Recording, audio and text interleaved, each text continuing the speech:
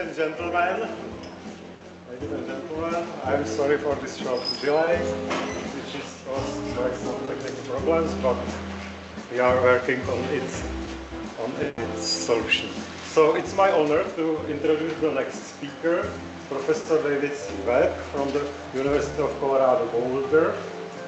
David Webb is a professor of mathematical education, and he is a renowned expert on STEM education and mathematics education reform in the United States and also abroad. This is his third visit to České Budějovice.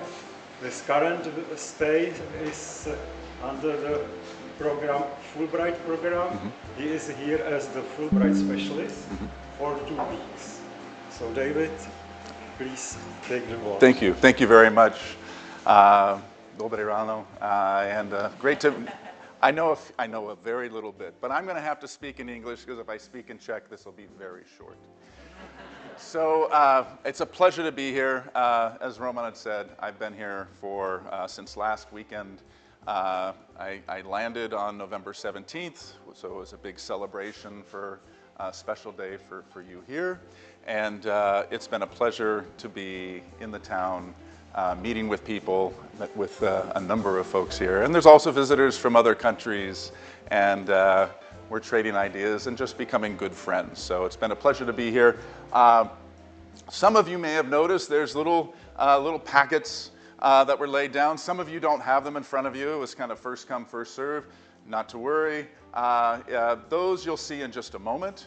That's some of the work we use to promote active learning in some of our calculus classes. But I will talk about more than just mathematics here. And well, we'll just get right into it. So the activity that some of you have near you, you can kind of hold those up so others can see what they look like. These are dominoes. Dominoes, you know dominoes? Come together. So you need to, and you won't have time to work on this. But if you get tired of my talk, then you can work on the puzzle. So basically you need to match this representation with either the value or the other representation it goes with, and it comes in a chain. It goes together like, well, look at you. Did you finish? Oh, okay, okay, well done. But let's, the whole reason for this is to give you an idea of some ways that we spark active learning in lectures, in large math classes, at the University of Colorado and other places. And so I'll show you where you can get these things to print if you're interested in this. But let's look at how some students use this. And so this was used in a class. This is a Calculus 1 class at University of Colorado. Can you hear this okay?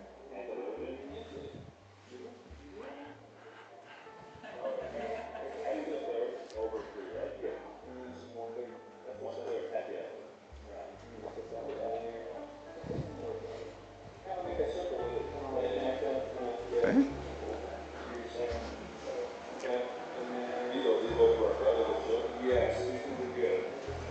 So let's find the anti-derivative this time. Okay. So 2 times x to the 4th over 4. Let's go to 1 over 2. Yep, 1 over 2. X to the 4th. X to the 4th. Yeah, let's evaluate at 0, 1. So it's just going to be the 1. So it's 1/2, and that one actually was right there. Yeah, that one goes right here. So yeah, but we did this one, right? That's what I did. Is it 4/3? Yeah. Okay. So, which kind of makes 4/3. Oh, yeah, it's one of the. Like we did 12 later. That one is. It's this one. This one. It's a little bit above 1 year. Look at the graph.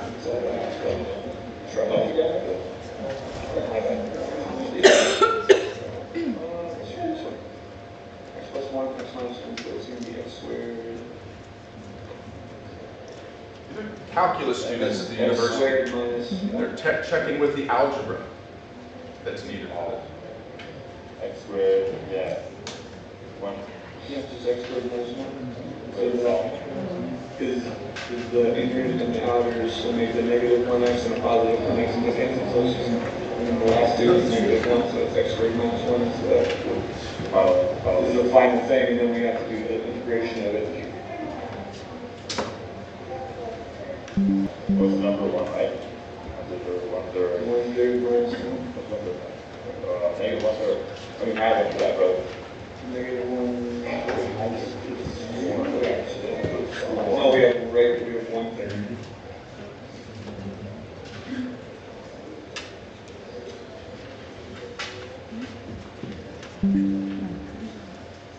Negative 1/3 is the graph there, right?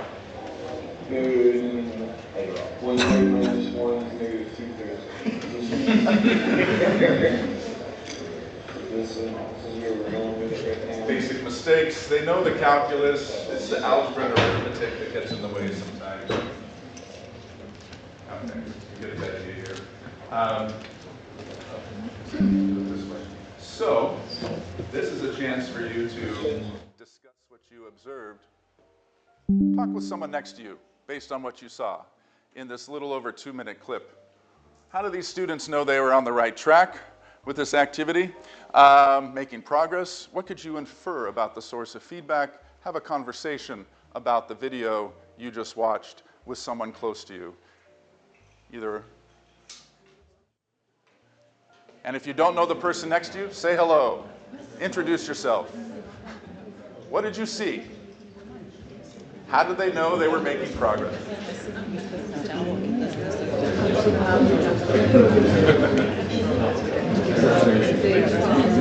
Okay.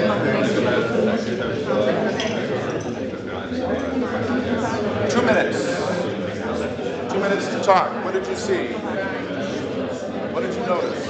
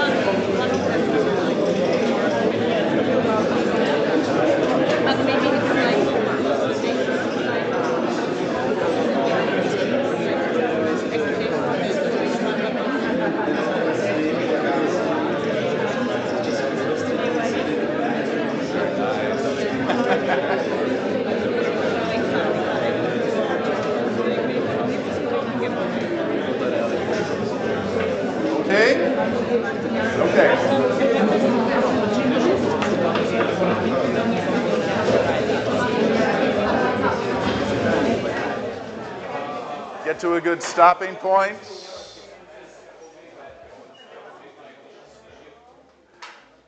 Now, for anyone, because I won't understand, but for anyone who's comfortable speaking in English, a couple people, what did you notice? Yes?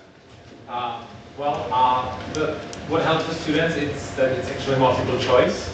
So when they get it kind of right, they just find the closest answer and it might work. Okay, so it's built within the task. Yes. The progress to some extent. Okay. Any other ideas that you talked about? Anything else to note?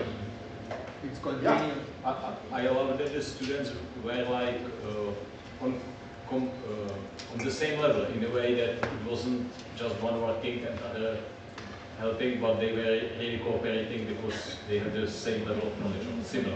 And in some ways they were okay with going back and forth with some mistakes, and it wasn't a big deal, and then they corrected, and once they found it correct. It was like real teamwork. Teamwork. Okay. So this is just a little bit of taste. We'll get into this in a little bit more, but the goals of this session include, I hope that you become more familiar with principles for active learning, that Another goal is to understand ways to promote and support active learning, classroom practices, and STEM education, and to motivate greater use of active learning in your classrooms, those of you who are teaching in STEM fields for any level, for any discipline. But that's the goal of this, so let's hope we can accomplish that in the next 45 minutes. Now, the organization of this session is really, well, why? Why do this? Why do this active learning? There's many reasons people say, why not? But we'll get into why you should. We'll look at some research. We'll look at some observations of STEM classrooms. I'll show you a little bit from my visit to some classrooms here. And then we'll get into the active learning principles. We'll look at, it's called the Seminole Project, a very large project that I worked on in the United States with universities, and some lessons learned from that, and some practical strategies. That's the plan for today. So, yeah, why pursue active learning? Of course, some of you have an idea maybe of what active learning is, but let's actually just dive into the research and then we'll come back to the principles. So, at the university level, it's high proportions of low grades in entry-level undergraduate STEM courses. So, their first semester, their first year, they don't do so well, they go somewhere else. So you see a big drop-off in the number of students who start maybe in intro to chemistry, intro to biology, intro to physics, calculus 1, and they have a few bad examinations and they go elsewhere. So part of this impacts student persistence in completing a university degree. If they don't do well the first semester, they might actually end up going to a different university altogether. Or just, that's it. No more university for me. I'm not good enough. It impacts the pursuit of STEM majors. It also impacts, and we kind of talked about it in the last talk, the related career paths. Who's going to be in those future professions that was talked about in the previous plenary? The other thing, too, is the development of secondary STEM teachers. If STEM teachers, future STEM teachers, don't have positive experiences or feel like they're really understanding what's happening in some of the undergraduate classes, they're more likely to disappear. They'll go somewhere else, and we struggle to find STEM teachers as well. So it impacts all of these things at the individual level, at the society level, at the education level. So some of you, if you haven't seen this study, it's a very important study that came out 10 years ago.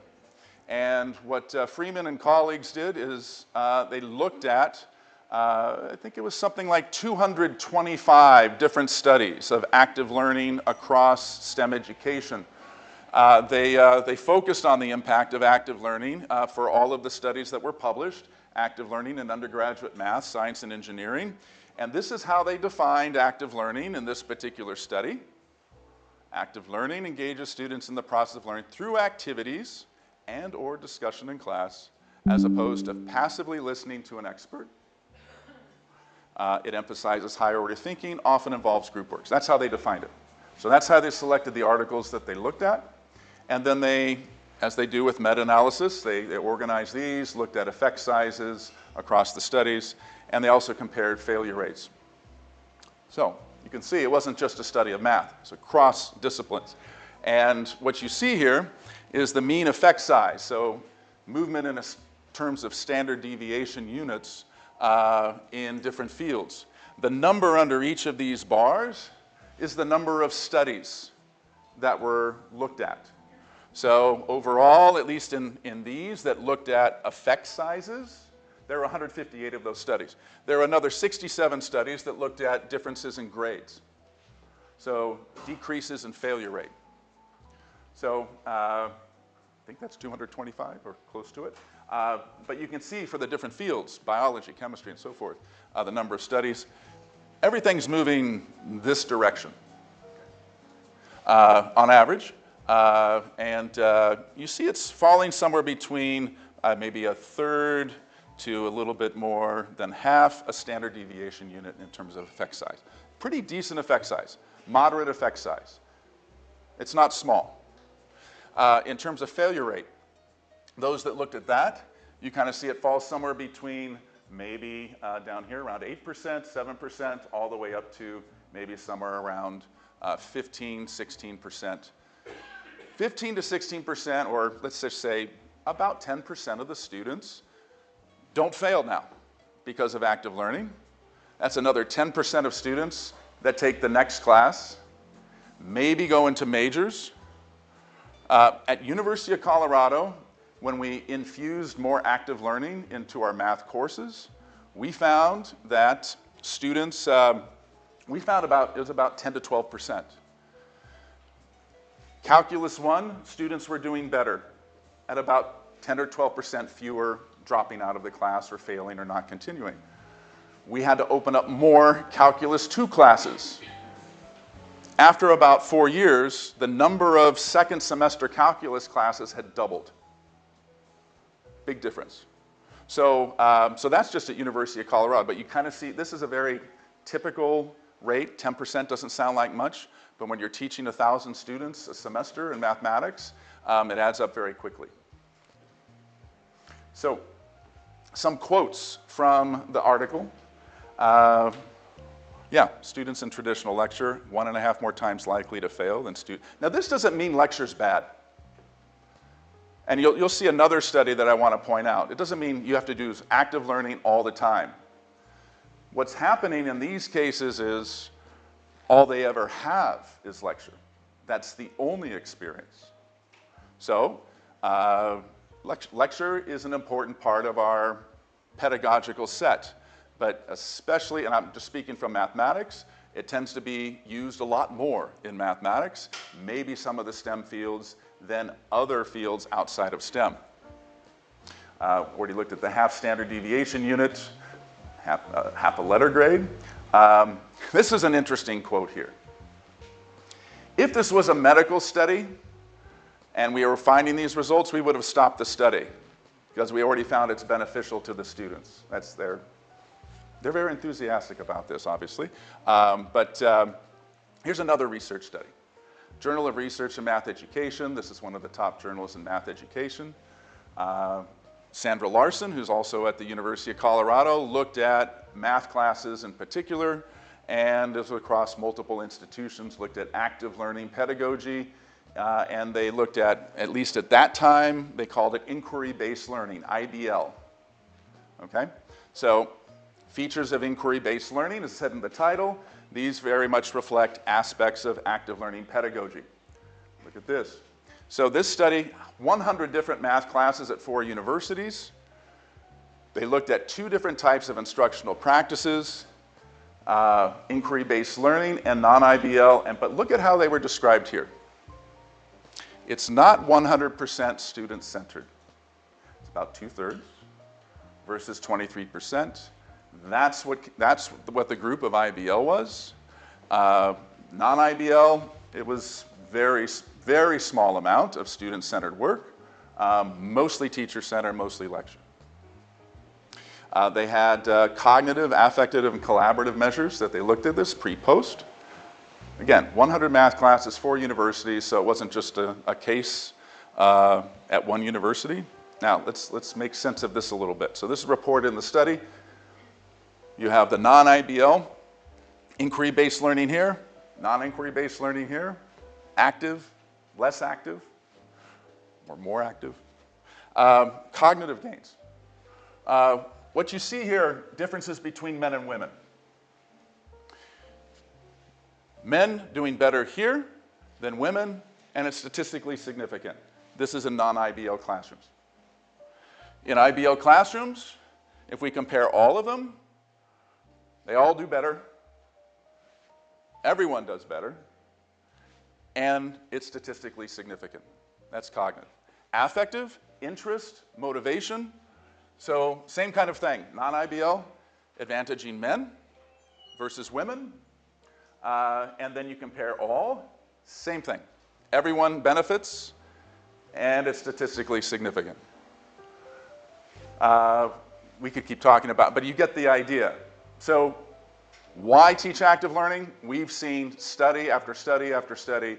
It benefits students. It narrows any kind of gender gap, if there is such a thing, but it narrows an achievement gap between men and women. So when we think of women going into STEM fields, this can also benefit that.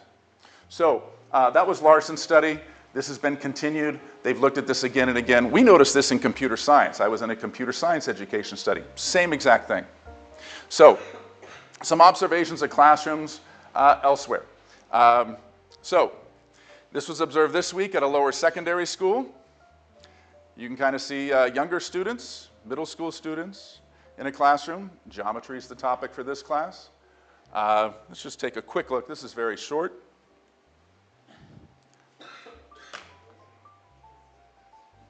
They have to program the robot to follow the path of the shape.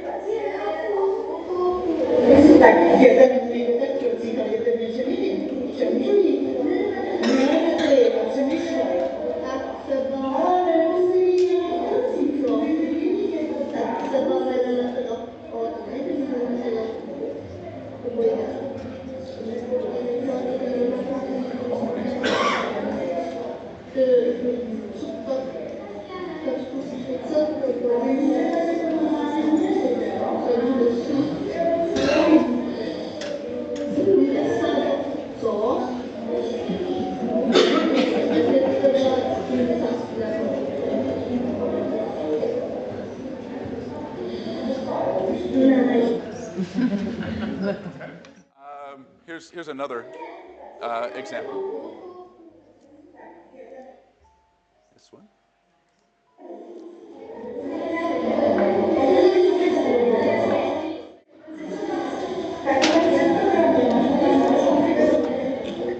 Okay, so lower secondary.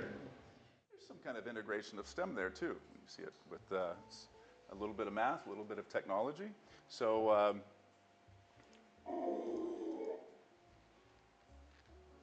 2 minutes. Pick a question. Talk with someone next to you. Very short clip. What did you see students doing?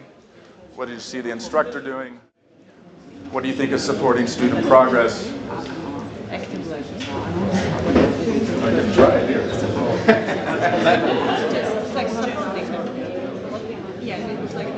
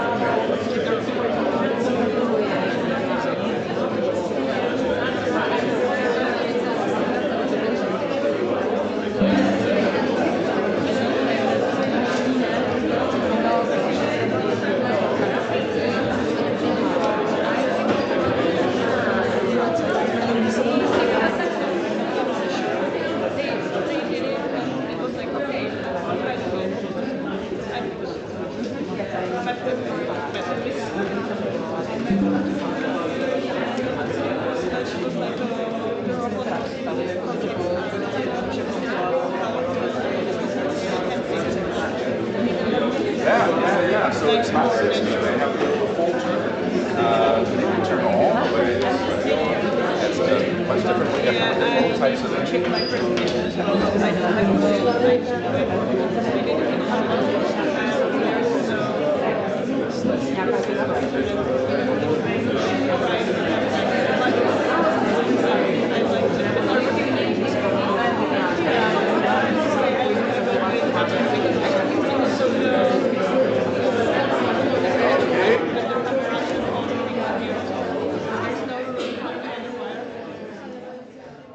Get to a good stopping point again.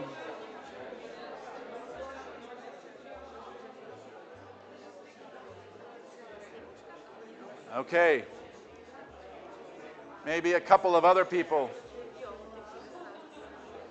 What did you notice? Anything that came up? What did you notice? Any of these questions, an answer to anyone have? Yeah? Obi.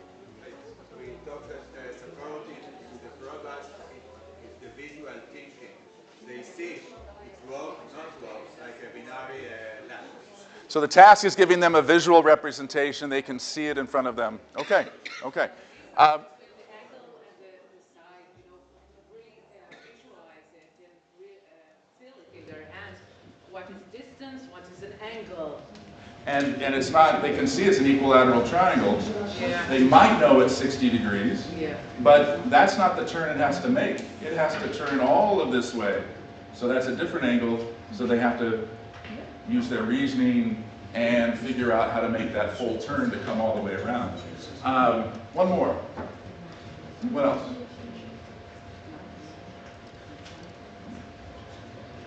You'll notice, now, the teacher, this was just last week, the teacher basically said, here's the task, and they passed out, and she passed out the paper with the shape. They all had different shapes to work with. They were in groups, and she gave maybe 2 sentences of instruction, and they knew exactly what to do, and they were working in groups the whole time. The teacher was involved, in part, to lead the students, maybe before, and I already know this about the school.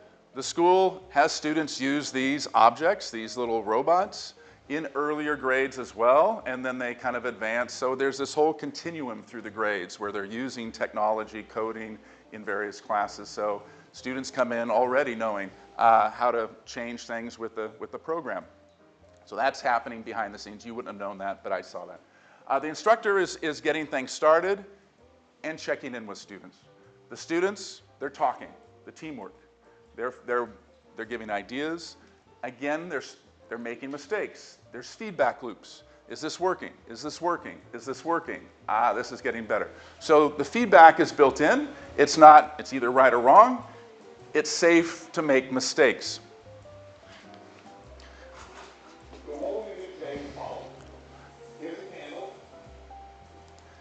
Physics classroom, United States, Boston. You'll look for the same thing. I'll ask you the same questions. This is about a 2-minute video. And dangerous matches, which we will handle with care.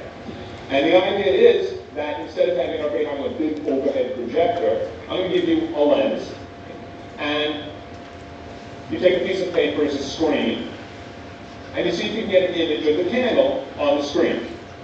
But I want you to get 3 different kinds of images. I want you to get a bigger image, as if it was a slide projector or movie projector. I want you to get a smaller image, where it would be like a camera.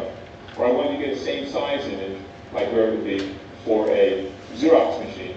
I'd like you to write down how it is you do those things. Just, do that. So work in lab groups, 2 people to each candle and to each lens, and work around the room and get started. You have about 15 minutes for this task. Is that larger?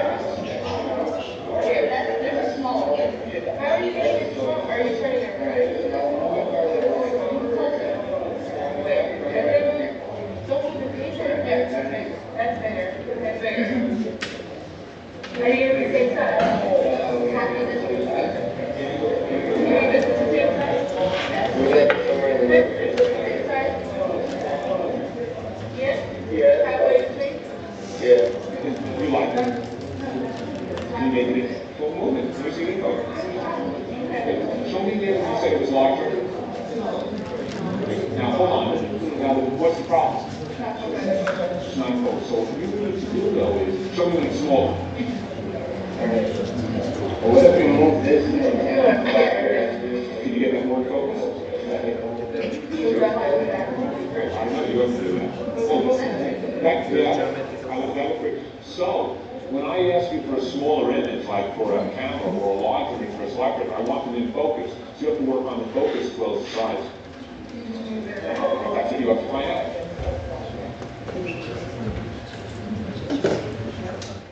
What did you see? One more time. What did you notice? Physics.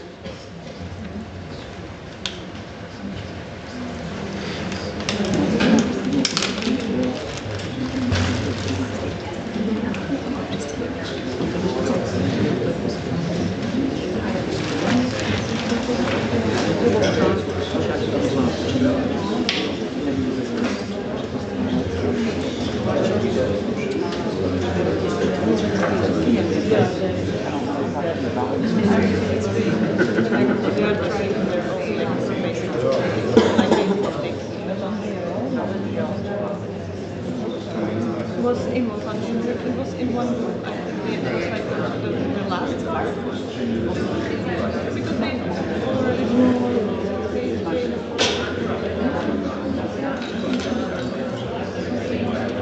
just like he explained it. Most of the time it's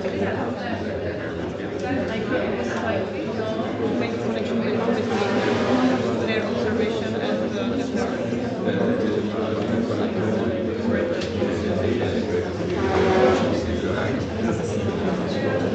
it was like, I think it was less independent, like the students are more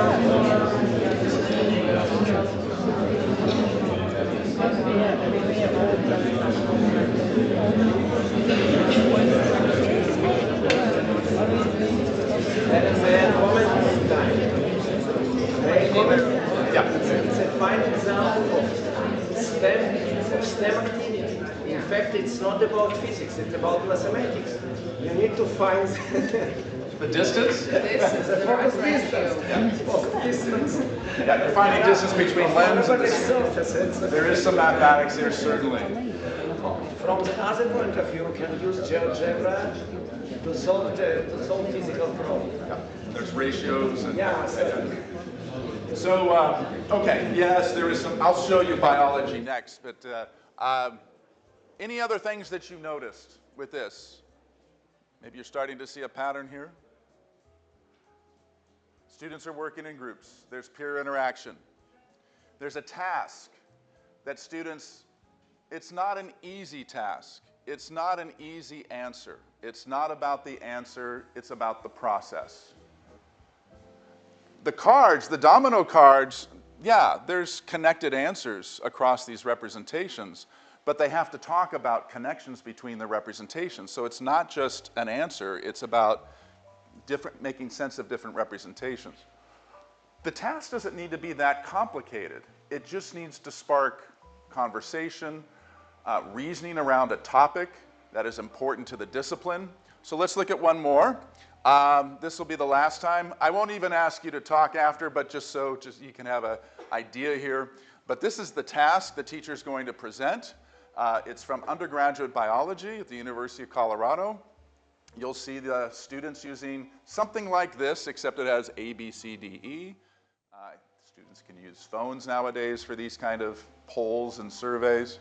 But this is the question. If you're not a biologist, there's enough there to make sense of. But basically, yeah, I have a tough time sewing kittens' eyes shut. But it's just it's a question. What's going to happen with the visual cortex cells if this happens? Students are asked to respond to this. This will be short. So what would you predict would happen if you suture both eyes shut the same 2.5 months during fitness? Both of them are now shut. And then they do the same experiment they did before. I think it's a lead rather than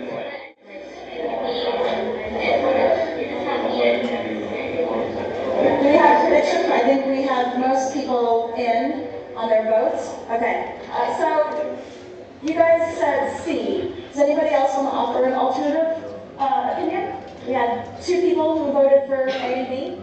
Anybody have a different idea about what happened? Most of them voted for C. 2 of them voted for A, which is actually the correct answer, surprisingly. But they're going to have conversations about why. They have to. It's not just what the correct answer is, it's about why.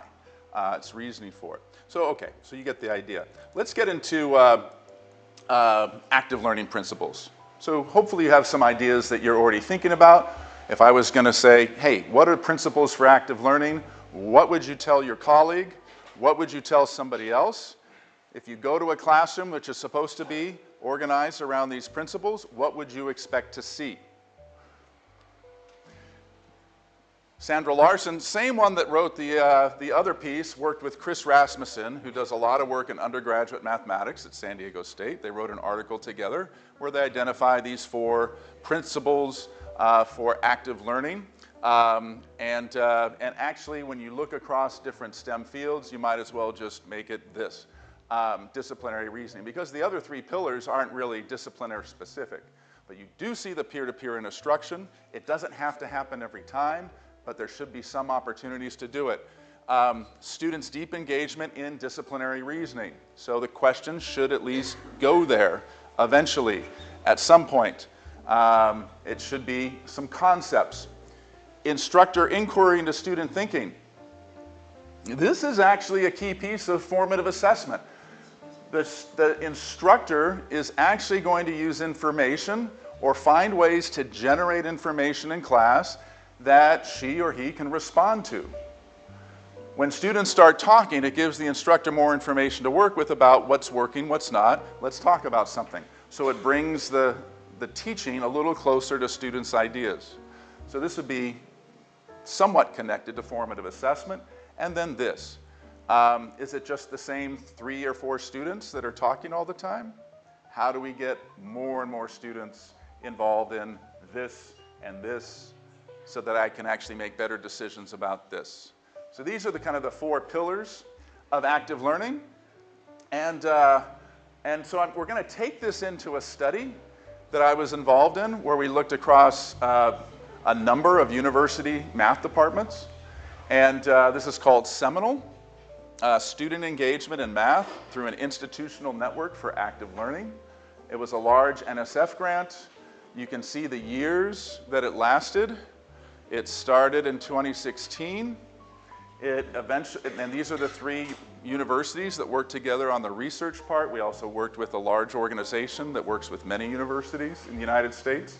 We started with looking at cases of where's active learning happening and what's making it work.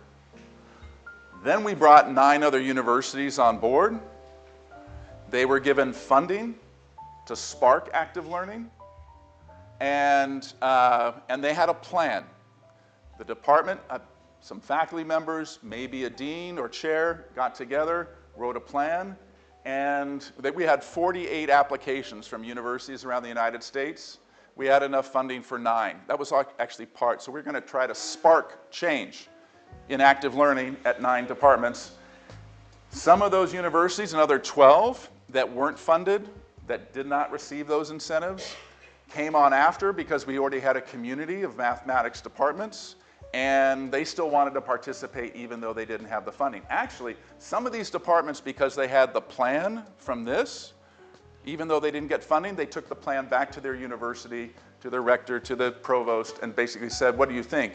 And they got money internally from the university to do what they had planned, not from our grant. So they participated. The goal of this was really to better understand how to enact and support institutional change, departmental change, in active learning undergraduate math learning environments. So this is really a study of departmental change. The earlier talk, there was a conversation about difficulties within departments and the competition and changing and things like that. Yeah, same thing in the United States. So what's going to be a catalyst? What's going to spark movement towards something different? So there's the money, but it was really the plan. Faculty, administrators got together, said, okay, who are we? What can we do? What's our 2-year plan, 3-year plan? And that's what they did. So over these different phases, these are the different universities involved. The first 3 there, we were involved in the research, but then we also looked at each other. We didn't study ourselves. San Diego State, or no, Nebraska came to Colorado, observed our classrooms, conducted research there. We went to San Diego State. Anyway, we studied each other. And then we went to these universities and made cases of what's working here. Why did this work? Why is it sustained for 5 years, 10 years? These were the ones that were brought on board. Next. These were the ones in phase 3. So it was a very large study. Keep in mind, phase 2 started right before the pandemic. So when you have 15 universities and all of a sudden you have a crisis, it works really well to have a community where you can exchange ideas across the university of how are you doing online calculus courses? How are you doing video? How are you doing Zoom? What activities are you using? Really hard to use these dominoes when you're not meeting in person. Some of them came up with digital activities for the dominoes or all these other things. So, but then they're trading ideas on how do we keep this still somewhat active learning. And then phase 3 came on board. So we met a lot of people. And we became quite a community from the process. We did a lot of work on data collection. There was the self-study that I talked about. There were surveys. We looked at local data, D, fail withdrawal rates. I guess here it would be DE withdrawal rates, or students that drop out. Demographics. P2C2 is pre-calculus through calculus 2. Pre-calculus to calculus 2. When would students drop out of the sequence? Placement tests, retention, surveys of instructors, surveys of students. So we have a lot of things to report. Far too many things to report that I could report here in a plenary talk. We had interviews across the board. It wasn't just the faculty. High-level administrators, chairs of departments. These are coordinators. If there's, let's say, 6 calculus courses that are taught, there's someone who coordinates. Do they teach the same thing? Who makes sure they're on the same type of cycle? There's undergraduate learning assistants. I won't get into that. But we interviewed students. We interviewed basically from students all the way up to administrators. This isn't a book. These are 3 journal issues where pretty much all of the articles were from universities that you saw in that group. They each did self-reports of progress made, and we also published this book in 2021, at least at that point, cutting across all of the different things that help to promote change and active learning at undergraduate mathematics. If you get my email at the end, some of you know, I might be able to find a PDF copy of this I can send you. So you don't have to buy it. Don't tell anyone I said that. All right, key levers, leadership and support. It's not just a chair. It's not just a provost or a rector or at that level. It's also faculty. Faculty also a couple faculty can take the lead, wanting to do this, getting together, and supporting this. But there needs to be at least some people, doesn't have to be the whole department. Most departments, it's just like 3 or 4 people got together and decided to do this. And then they got permission from, not permission, but they checked with the chair. Can you support this? We need to work in the summer. Can you give us a little summer salary? Those kinds of things. Course coordination, I'm not sure how relevant it is in here, so I'm not going to spend too much time with this, but this was another factor at some large universities like Colorado, Michigan, Ohio State. I want to focus on these 2. This one and the next one. Professional learning. There needs to be opportunities for us to learn from each other. This was consistent across all of the departments.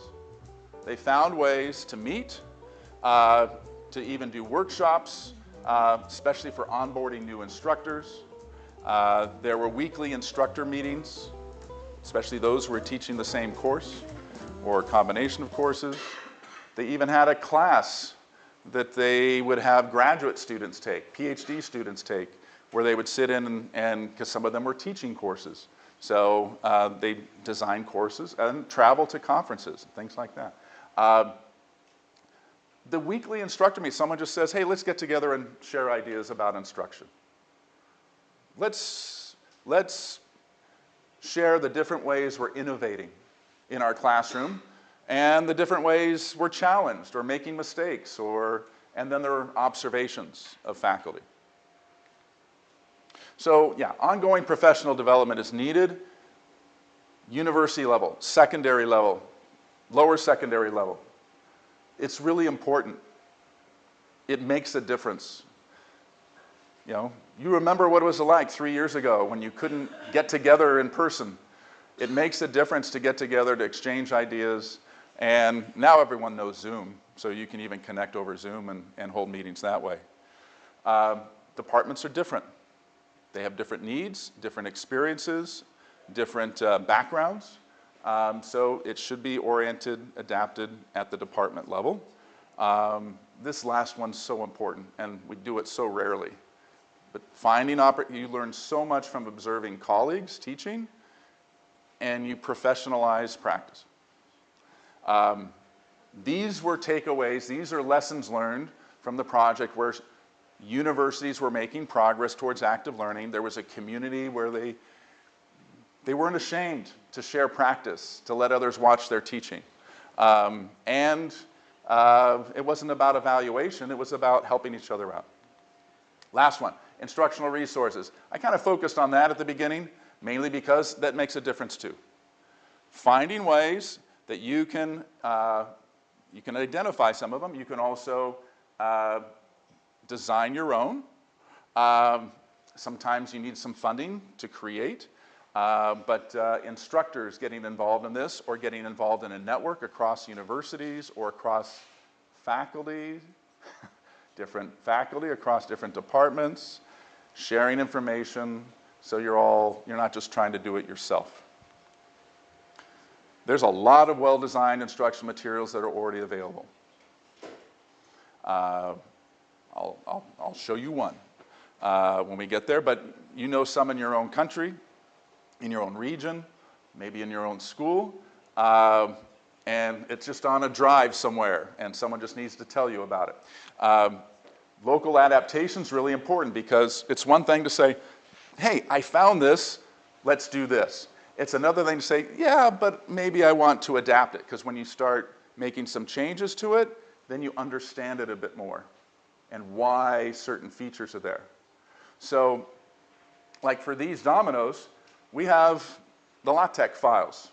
You can go in and change those. You don't have to worry about creating dominoes or all the different things. You can go in and change different things. You can make different dominoes. So local adaptation is important. And then this happened at a number of universities. Their efforts were already something administrators wanted to do at the university.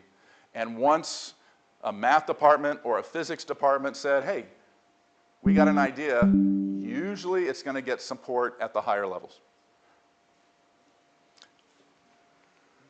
So these are the levers that we found, and there's chapters on this in that book that I showed you that go into a bit more detail with examples of, these are really some very powerful levers that support active learning at undergraduate and secondary level.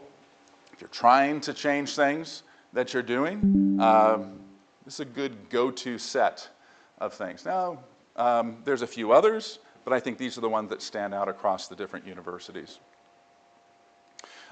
This website up here, math.colorado.edu, if you're interested in mathematics, you'll find what we did one summer or two, where we got together, and let me see if I can show this to you.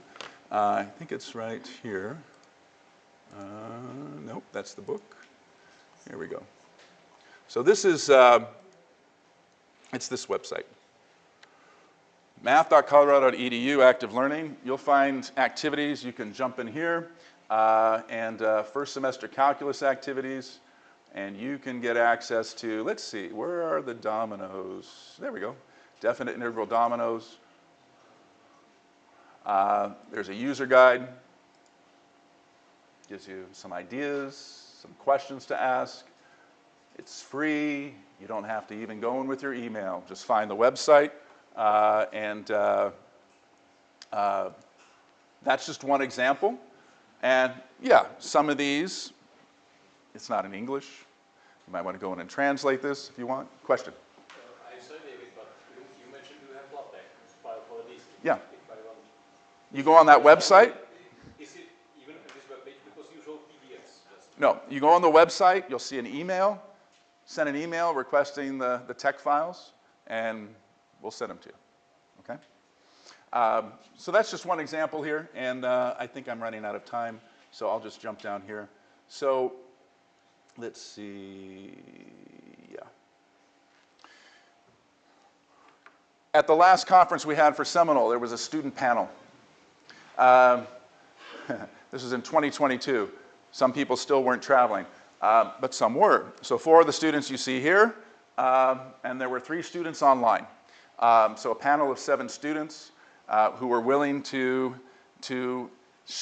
come to a conference with university faculty, which that's pretty brave for students to do, and to show up and actually let us ask them questions about their experiences at their different universities, which had all been engaged in this project. So I color-coded these, so I'm going to come through a few of them, but you can kind of see these 4 ideas here, the principles, the pillars of active learning that we went up. So in the red category, these are the words from students at the panel.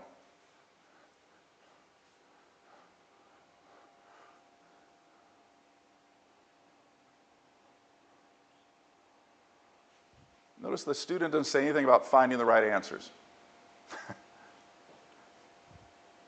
Helping us understand where this comes from.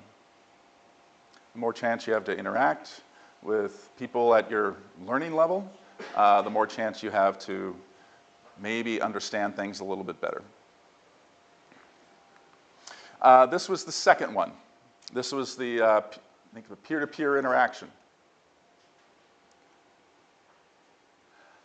Talk about student affect. That's a pretty nice thing to say about a math class at the university.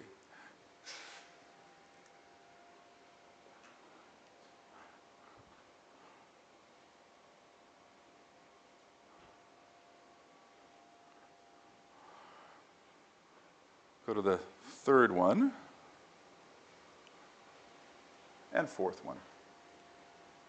These are students' words. These are undergraduate students that were willing to come to a conference and participate in a panel describing their experiences.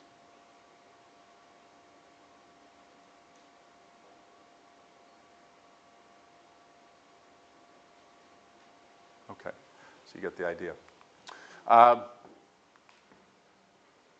Thank you for your willingness to invite me to this conference. I enjoy being here so much. But I don't know if we have any time for questions, because I know lunch is right around the corner. I'm going to leave that up to you. But thank you very much.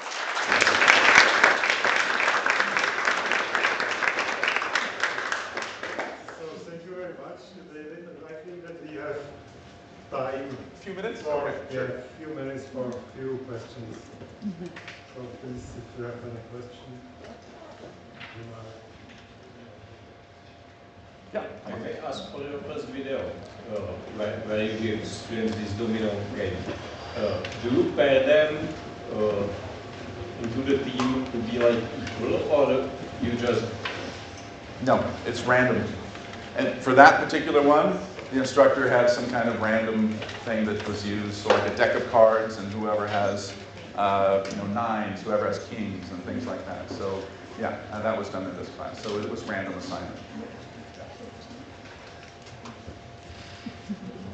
Any other questions? Any other questions? So, Yeah. Little bit different from your presentation. We are here at this STEM conference. What is your opinion, your approach to STEM integration? STEM integration. Do you prefer to prepare new kind of subjects, STEM integrated, or to be strong in basic, separate subject and next to make integration?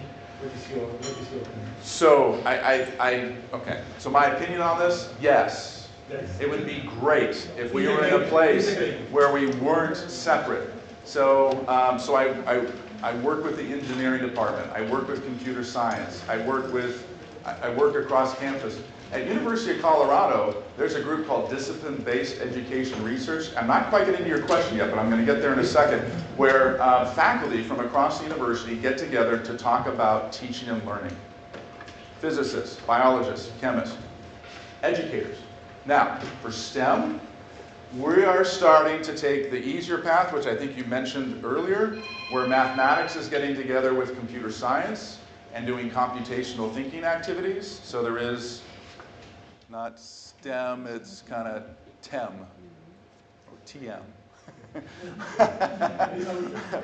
But yeah, I mean, I think because we are so stuck in our disciplines, I do think there needs to be better efforts. I will say there was an effort I worked on because biology students were very interested in having maybe a better calculus course, introductory math course that fit their interests. So Eric stayed in the math department, Mike Klimkowski in the biology MCDB department, and myself got together and we designed a course on calculus, stochastics, and modeling for life science students. It was a very popular course, still exists, lower DFW rates, students did better, and it was a challenging class.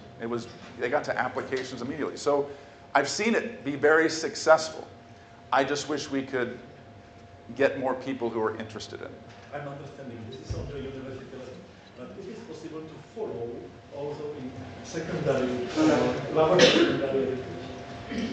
Is it possible? Yeah, we are. Is it possible? We are here in Middle Europe. We are very strong separatists. Yeah. We are teaching in lower secondary chemistry, physics, biology, separate. And now we have big thinking.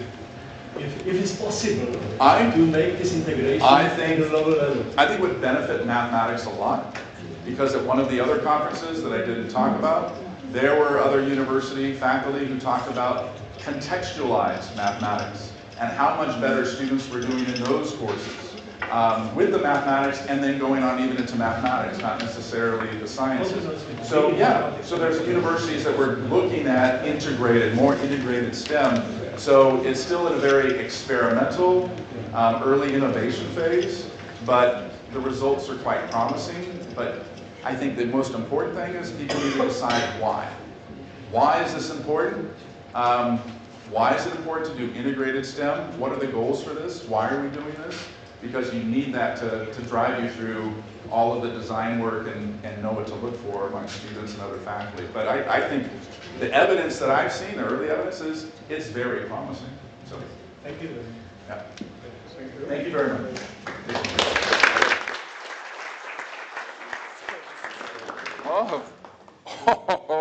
Oh, nice. All right. Thank you very much. Okay. Thank you. Local beer.